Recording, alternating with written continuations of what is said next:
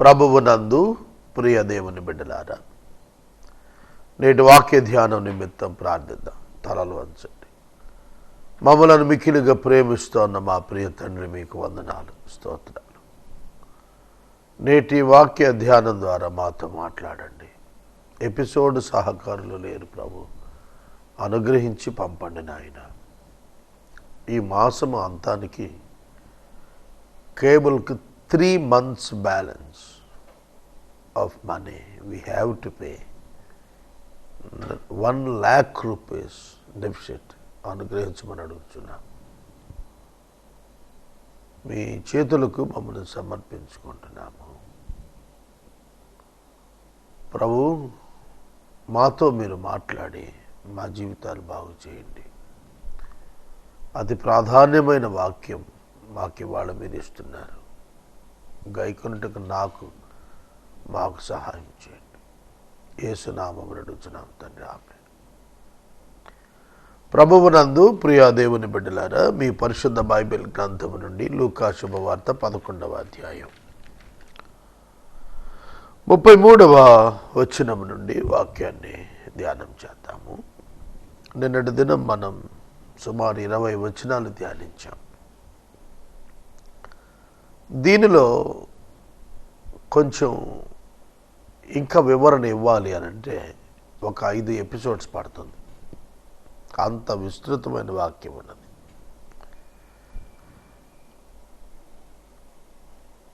లూకా సువార్త చాలా అర్థవంతమైంది, అత్యవసరమైంది. దీని వివరణలన్నీ కూడాను లూకా థియోఫిలస్కు రాస్తున్నప్పుడు వాటి యొక్క సాక్ష్యాలను విచారించిన తర్వాత రాసినవి. 33వ వచనం, ఎవడును దీపము వెలిగించి చాటు చోటునైనను కొంచెము కిందనైనను పెట్టడు గాని లోపలికి వచ్చు వారికి వెలుగు కనపడుటకు దీపస్తంభం మీదనే పెట్టును. నీ దేహమునకు దీపము నీ కన్నే గనుక నీ కన్ను తేటగా ఉంటే నీ దేహం అంతా వెలుగుమయమై ఉండును. అది చెడినది అయితే నీ దేహం చీకటి అయిపోతుంది.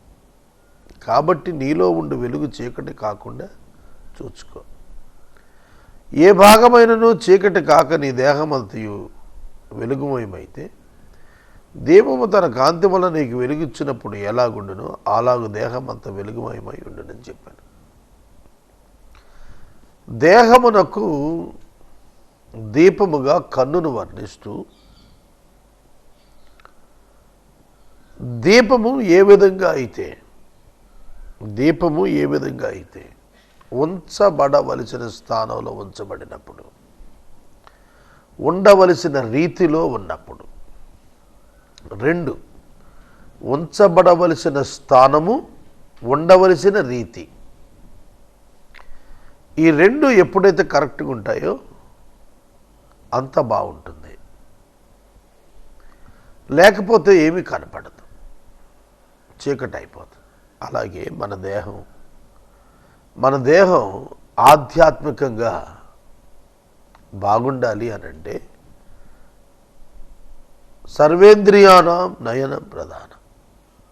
ఆధ్యాత్మికంగా భౌతికంగా కూడా మన నేత్రం ప్రధానమైనటువంటిది. నేత్రాశయే సకల పాపాలకు మనల్ని ఈడ్చుకెళ్తుంది. ఏదైనా వనములో హవ్వ యొక్క నేత్రం పాడైంది.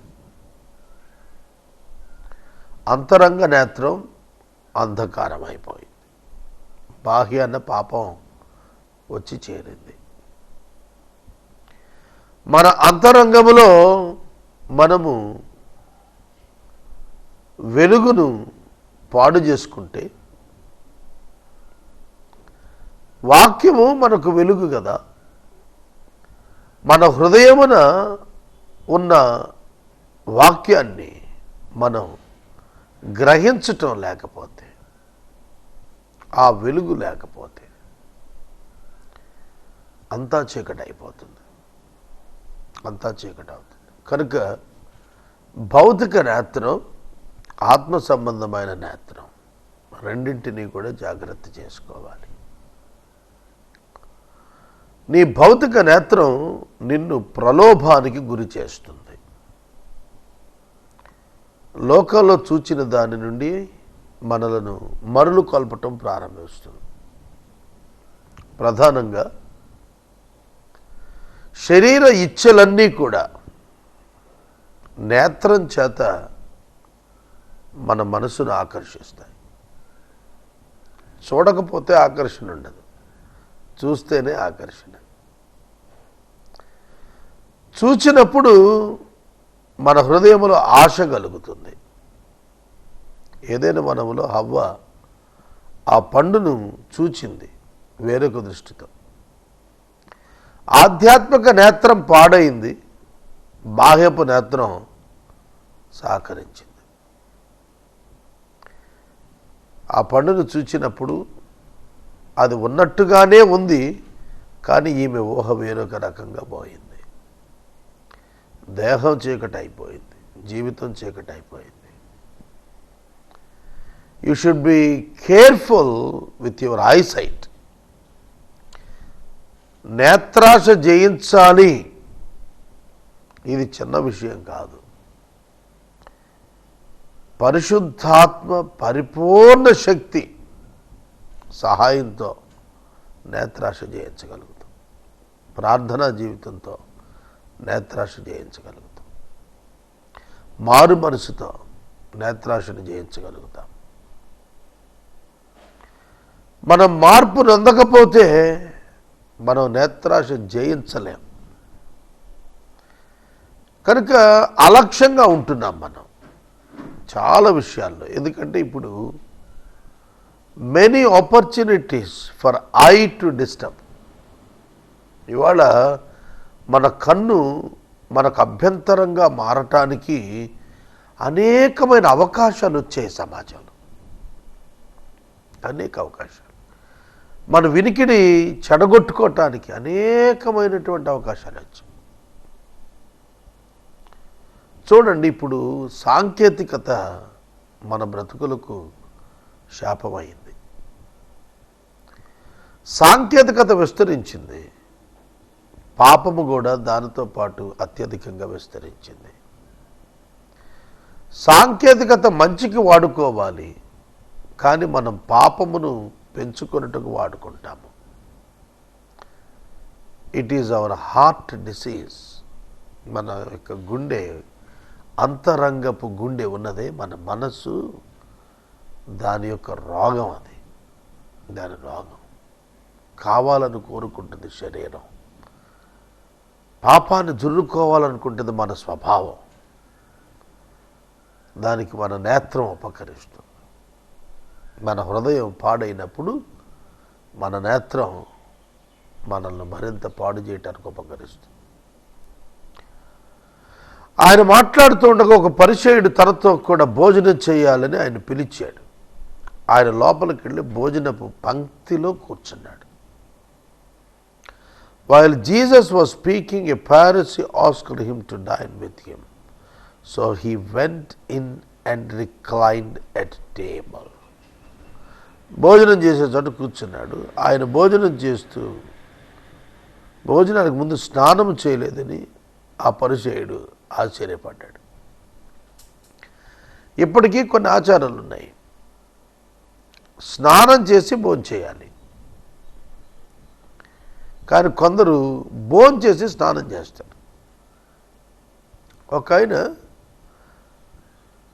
ఒకసారి మాట్లాడుతూ అన్న మాట నాకు గుర్తొచ్చింది, చెబుతున్నాను.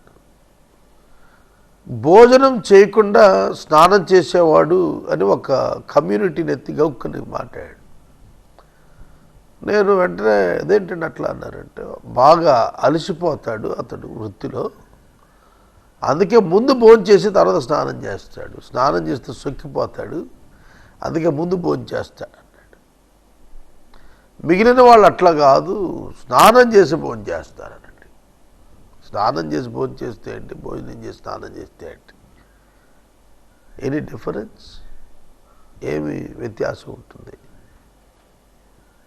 కాళ్ళు చేతులు కడుక్కొని భోజనం చేయొచ్చు కదా, మొహం కడుక్కొని. చేతులు శుభ్రం చేసుకుని కూడా భోంచేయచ్చు. అసలు కొందరికి మట్టి అంటే అవకాశాలు ఎక్కడున్నాయి ఇవాళ? ఏసీల్లో తిరిగి ఏసీల్లో పడుకునే వాళ్ళు ఉన్నారు. కనుక అక్కడ అర్థం ఏమిటి? మనం ఏం గ్రహించాలి? ప్రయారిటీ ఏమిటి? ఆహారం తీసుకుంటానికి కూడాను రకరకాలైనటువంటి ఆచార వ్యవహారాలు. అది ఒక శాస్త్రంగా తయారైపోయింది. ఆఖరికి మనం ఆచరించేటువంటి పనులు కూడా ఒక శాస్త్రంగా. నేను ఒక చోటకి భోజనానికి వెళ్ళాను, నాతో పాటు ఇంకా బాబుని తీసుకుని వెళ్ళాను.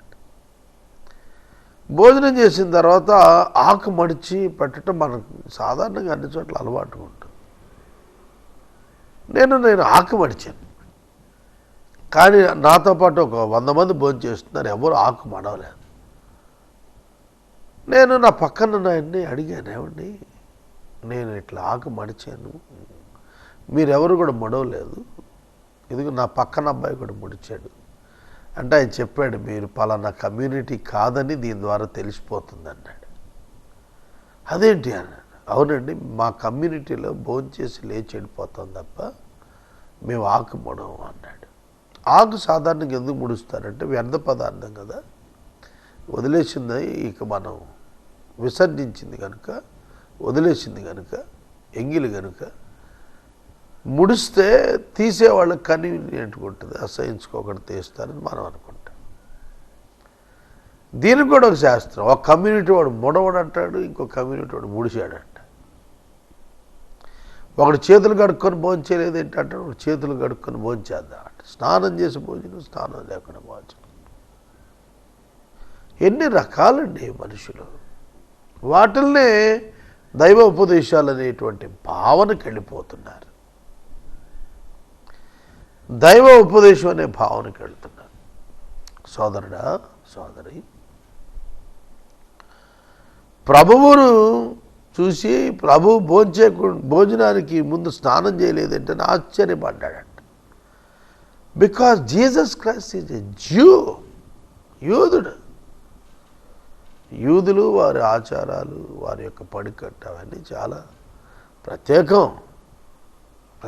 అంటే బాహ్యపు శుద్ధి, అంతరంగ శుద్ధి పట్టించుకోవట్లా, బాహ్య శుద్ధిలో వాళ్ళు నిష్ఠాగరిష్ఠులు.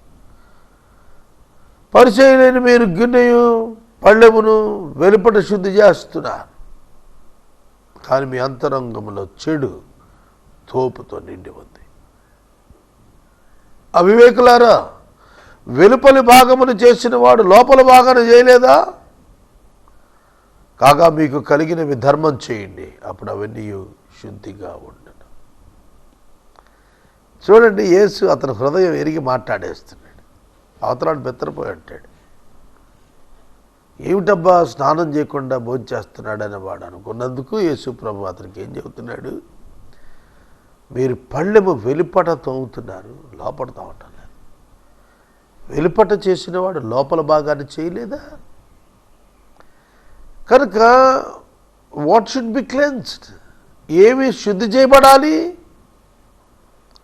ఏమి శుద్ధి చేయబడాలంటే నీ లోపలి హృదయం శుద్ధి చేయబడాలి. బాహ్యాన చేతులు కట్టుకోవటం కాదు, స్నానాలు చేయటం కాదు, తెల్ల బట్టలు కట్టుకోవటం కాదు. నీ నల్ల హృదయం మార్చుకోవాలి, నీ మురికి హృదయం మార్చుకోవాలి, నీ చెడు హృదయం మార్చుకోవాలి. మన హృదయం చాలా చెడ్డదండి, దీనిలో పాపం అనే స్వభావం ఉంది. అందుకనే ఇది అన్ని వ్యతిరేకంగానే, దేవునికి వ్యతిరేకంగా, దేవుని వాక్యానికి వ్యతిరేకంగానే చేస్తుంది. కొందరు వ్యక్తుల యొక్క యాటిట్యూడ్స్ చూస్తుంటే చాలా ఆశ్చర్యం అనిపిస్తుంది. ఇలా కూడా ఆలోచిస్తారా అనిపిస్తుంది. అవును, మనుషుల్లో చాలామంది మంచి వాళ్ళు ఉన్నారు. It is human goodness. మంచితనం మానవత్వాన్ని మించినటువంటిది, దైవ సంబంధమైన నీతి. ఆ కోణానికి వెళ్ళితే తప్ప మానవ సంబంధమైన మంచి అంటే అర్థం తెలియదు. కొందరు ఉపవాసం ఉంటారు,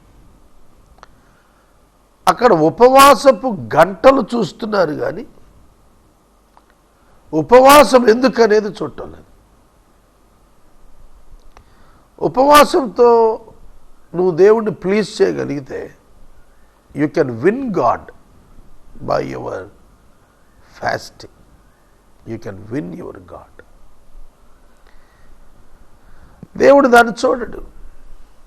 బాహ్యమది ఆచారం. సోదరుడా, సోదరి, బాహ్యపు శుద్ధి ఆచారం. దేవుడు అంతరంగ శుద్ధి చూస్తున్నాడు.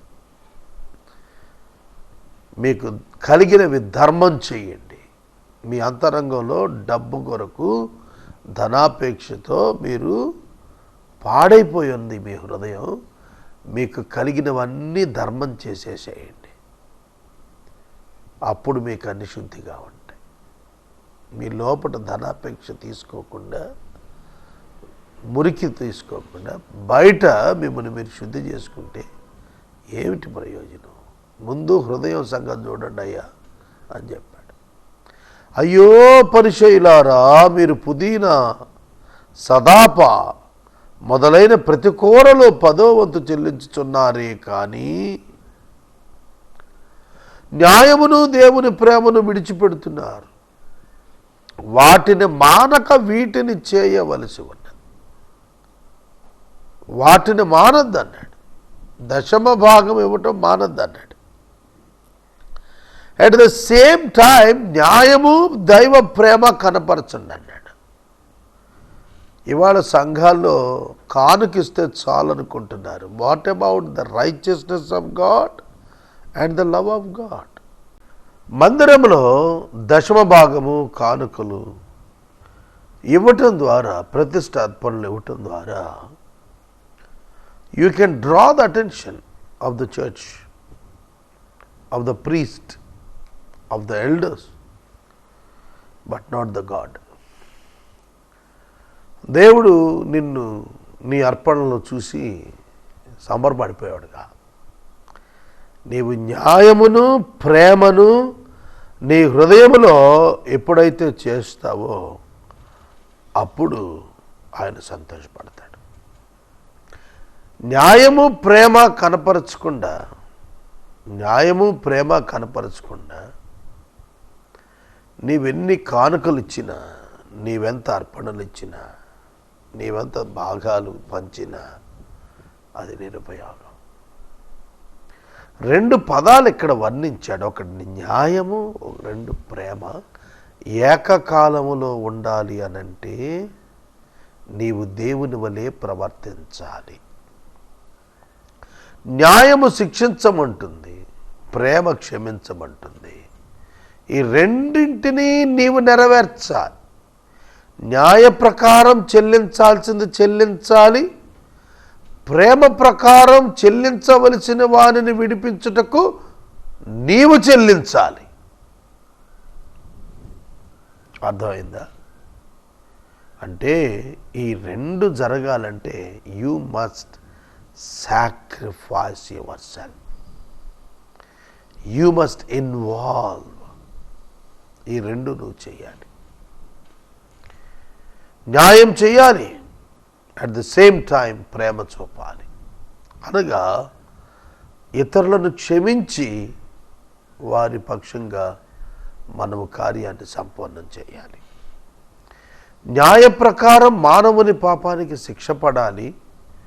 పాపానికి శిక్ష వెయ్యాలంటే మానవుడు చనిపోతాడు, మానవుడు నాశనం అయిపోతాడు. మానవుడిని క్షమించాలంటే మానవుని కొరకు తాను నరుడిగా రావాల్సి వచ్చింది దేవుడు. దేవుని ప్రేమ న్యాయాలే దేవుడిని నరుని చేశాయి. ఈ ఒక్క సూత్రం అరబ్స్, జ్యూస్ అండ్ మెహమెడన్స్ తెలుసుకుంటే యేసుక్రీస్తు యెహోవా అని అర్థమైపోతుంది.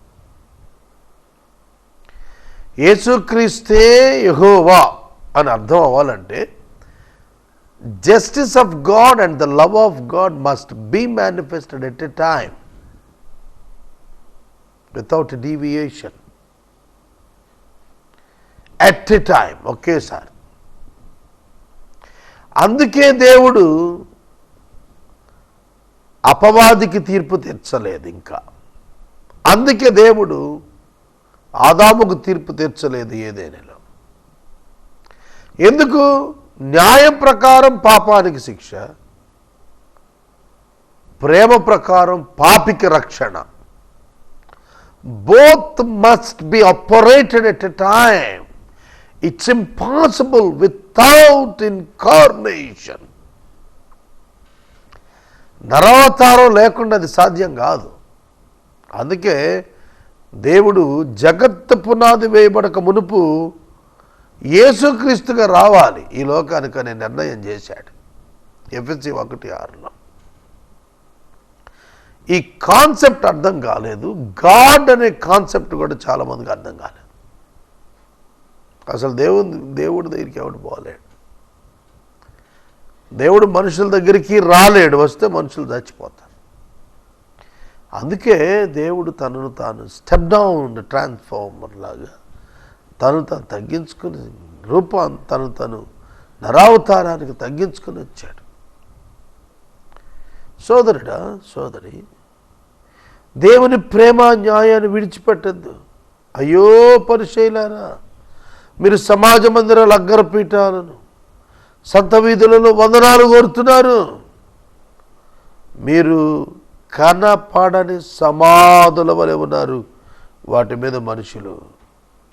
మీద నడుస్తూ మనుషులు ఎరగరు. అవి సమాధులను ఎరగక మనుషులు నడుస్తున్నారు. People are trusting you because they do not know that you are like tombs. సమాధుల్లో ఏముంటుంది? చండాలం ఉంటుంది.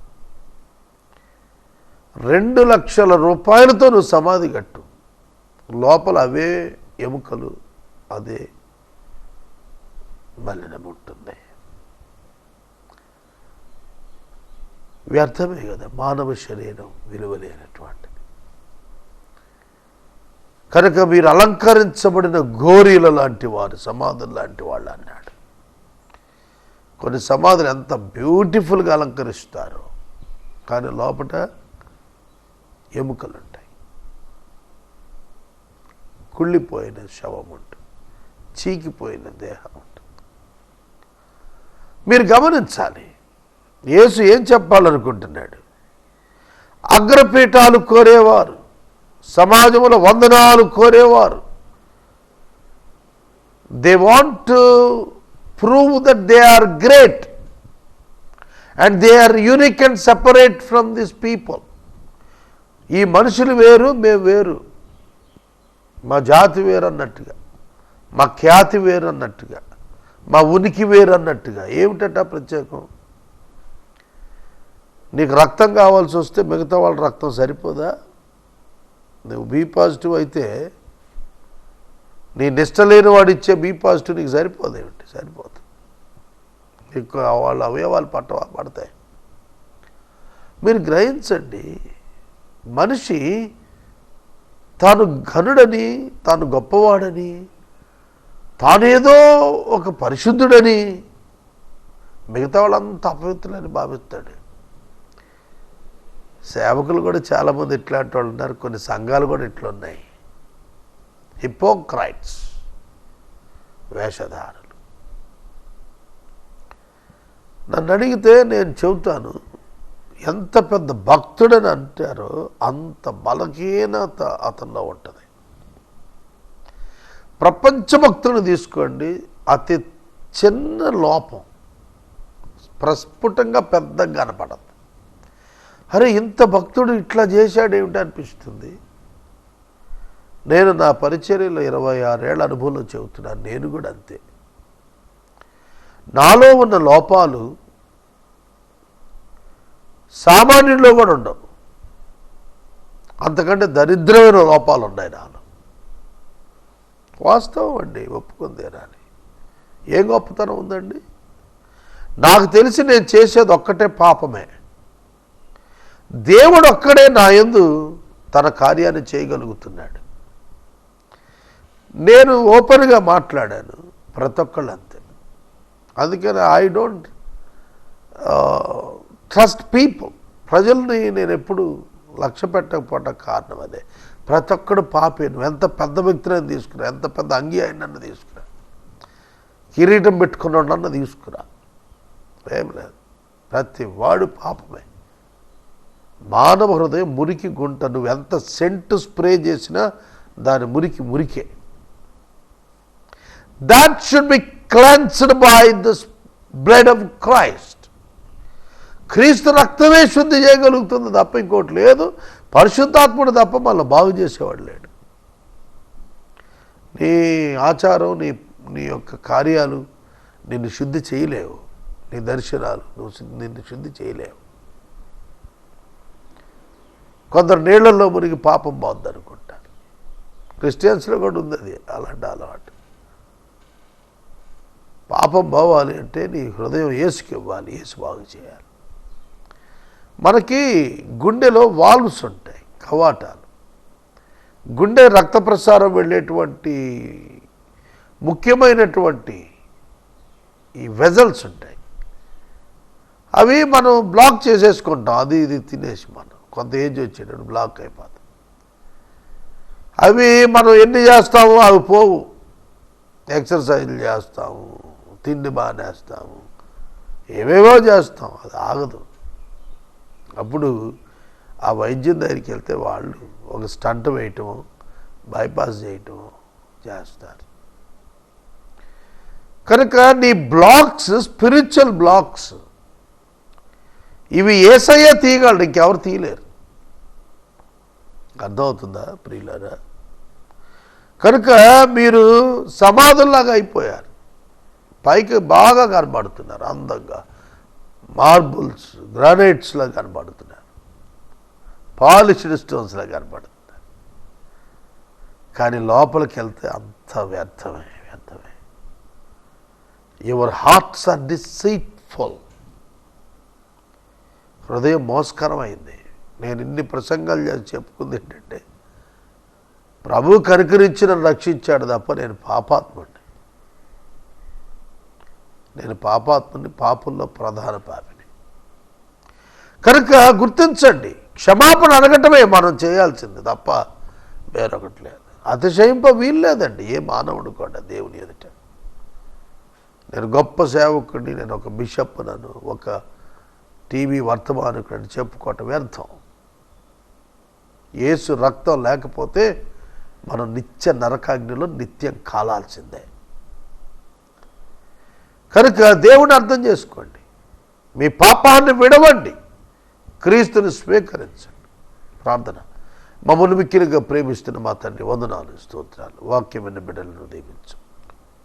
యేసు నామమున అడుగుచున్నాం తండ్రి, ఆమేన్. తండ్రి దేవుని ప్రేమ, కుమారుడి యేసయ్య కృప, పరిశుద్ధాత్మని యొక్క అన్యోన్య సహవాసం సదా తోడైయునుగాక. ఆమేన్.